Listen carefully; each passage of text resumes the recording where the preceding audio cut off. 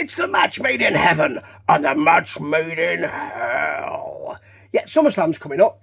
It was actually quite a good SummerSlam, if I remember rightly, 1991. This is WWF Superstars From the 10th of August, 1991. Is it the go-home show? It's not yet, is it? But they aren't half. I think it must be in this hour or 45 minutes or so. They must give you get your tickets now for SummerSlam. I think they must have given you that at least 20 times. At least. It's the hard sell, but this, I mean, pretty good, actually. SummerSlam from this time. Right, Macho getting married. Roddy's got a cast on his hand. I don't know why. I didn't see the last episode, so I'm not sure.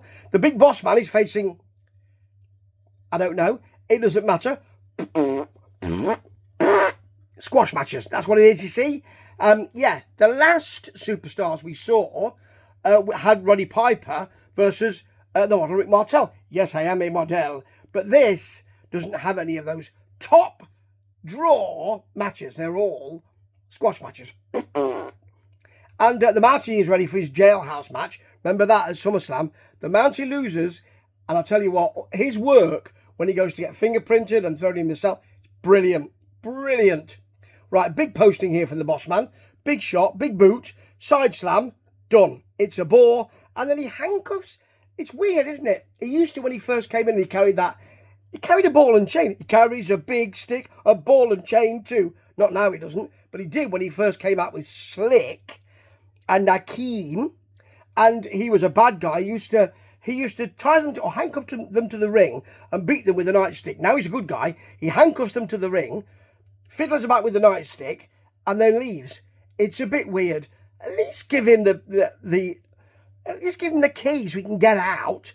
Strange. Now, the Triangle of Terror are going to be Sergeant Slaughter, Ted Hunt, Colonel Adnan if you like, and Mustafa. General Adnan and Colonel Mustafa. That's the Triangle of Terror. And Sid Justice, who of course was just coming in, wasn't he now? The former Sid Vicious, will be the referee at SummerSlam. Now, we see, it must be Saturday night's main event. We see him being interviewed with the Ultimate Warrior and Hogan, because it's 2-on-3 really. They'll be fighting together.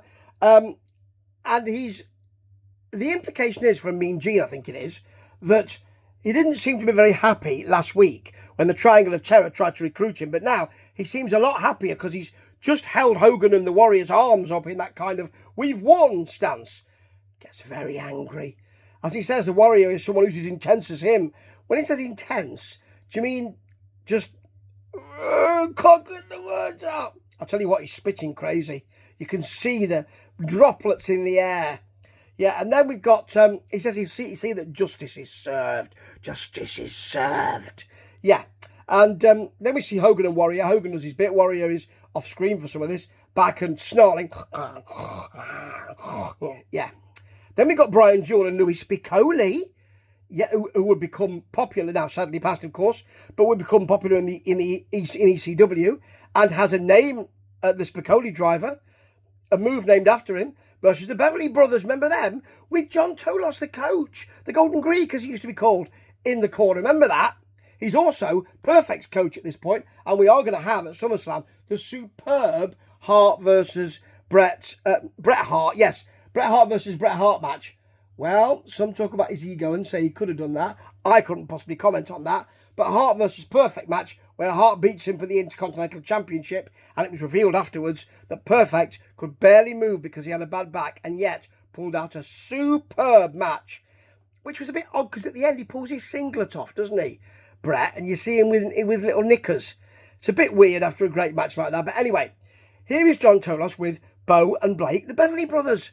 Blake gets some stomps, there's a dump and a backdrop and a face plant for the pin. It was rather boring, but seeing the Beverly Brothers, they could have been so much better. Wayne the Train Bloom, me Mike Enos, they sound a lot better as the Beverly Brothers, to be honest. Now, IRS, you'll be surely audited this year, versus, I don't know, there's a picture of an elderly lady or a more seasoned lady in the crowd, and Piper says she's paid her fair share of taxes. All right. Gee, I mean, come on, mate. Then you get a punch away from the ref, a Samoan drop called the write-off, and it's a quick pin. It's boring, and so is the British Bulldog versus somebody Patterson. Not Pat Patterson, that would be terrible. Somebody Patterson. Slam after a hip toss, a vertical suplex, a power slam. You know, that kind of not moving, kind of standing power slam. Couple of steps and then you do it. It's not very good for the pin, and it was really boring. The Nasties, they then face Johnson and Chasen, attorneys at law. And we get Sags, he's another one with a cast on his hand.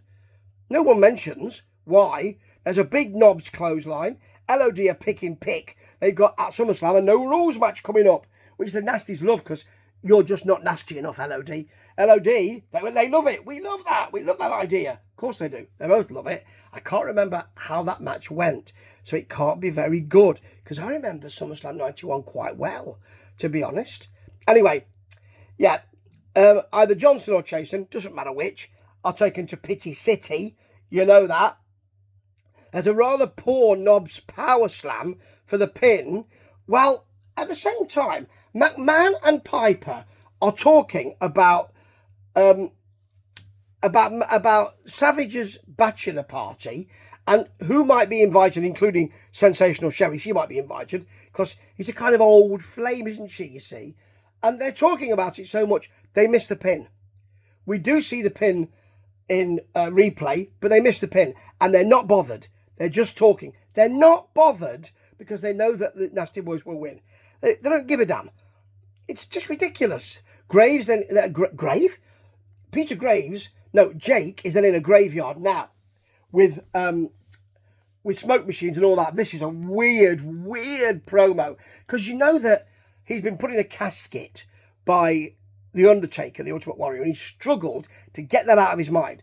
And as Jake says, I was going to call him Joke then. He isn't a joke, and at one point I think he was, but he isn't. Certainly isn't now. Jake says, "Trust me." You know that's his phrase. Trust me. You got to trust me. Keep saying it. He's going to help the Ultimate Warrior. So he has him digging a grave, and then we cut. We say, I'm now going to bury you. I'm going to bury you. Only he doesn't, because we cut and come back, and he's just got the top of his head showing out of the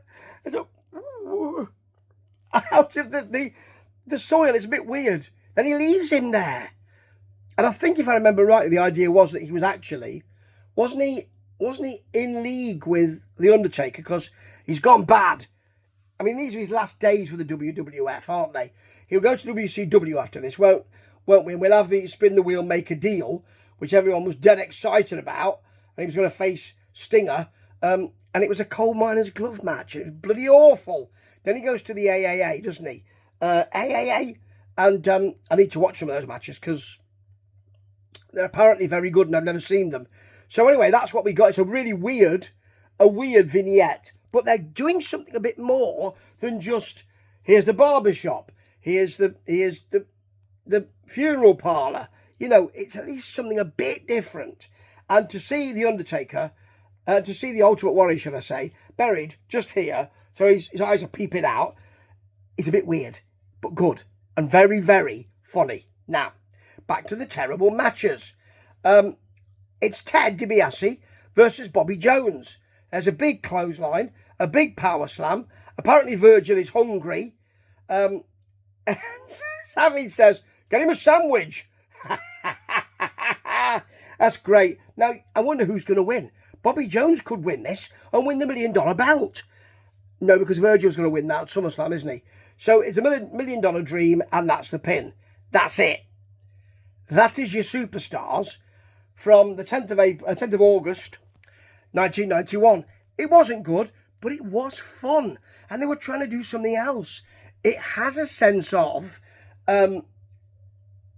real good feeling about it. And that feeds into the SummerSlam where you've got, you know, the Dragon and the Texas Tornado and the British Bulldog, a triple threat in your first match, where you've got the jailhouse match, where you've got the Virgil versus the $1 Million Man.